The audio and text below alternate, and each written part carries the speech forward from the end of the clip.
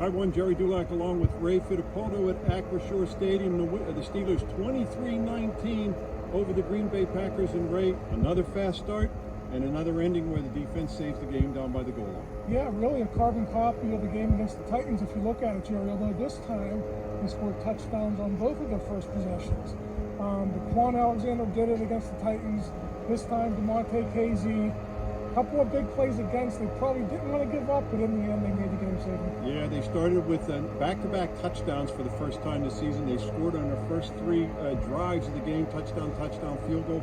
Only the second time all year they've scored on three straight possessions. And then again, the defense, not only the interception at the end, the tip pass that you mentioned that Patrick Peterson made that Keeanu Neal intercepted.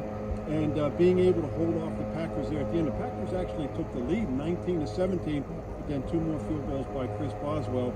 And, you know, here they are. That's 4 out of 5 games now they've won. They're 6-3. They're a half game out of the lead in the division. You know, Gerry, Patrick Peterson isn't having a great year. He's got a high passer rating against, but that was a heads-up play.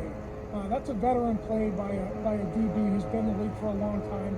He said he tipped the ball in the air, not knowing Keanu Neal was there, but knowing there was a safety on that side of the field. Top, yeah, so I mean, just a heads-up play there. And you know, when they signed him in March, those were the types of heads-up plays they wanted him to make. And really, Ray, maybe his biggest play occurred when we didn't really know it. Of course, he blocked the extra point.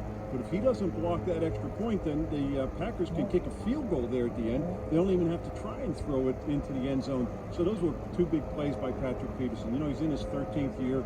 He's a former All-Pro, 8-time Pro Bowl corner, one of the elite corners in the game. The Steelers brought him in to help mentor Joey Porter Jr., but they're finally using him in positions, taking him off the outside and using him in positions where he can make plays. Yeah, interestingly on that play, Gerry, he was on the outside.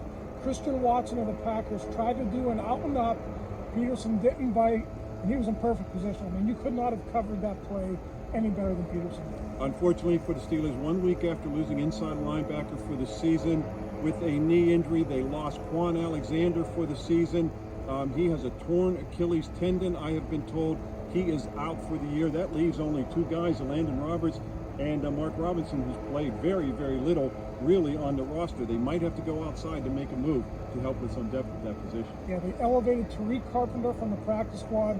He only played on special teams, so we'll see if Carpenter has an expanded role or if they go outside and sign another free agent. Well, the Steelers head to the road now for back-to-back division games in Cleveland on Sunday and then at the Cincinnati Bengals the week after that. They're 2-0 in the division.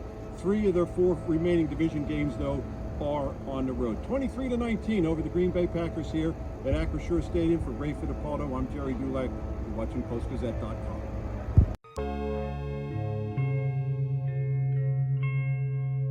Thank you for checking out this content from Post-Gazette Sports. If you watch this video on YouTube, please like the video and subscribe to our channel. For all of the sports coverage the Post-Gazette has to offer, visit post-gazette.com.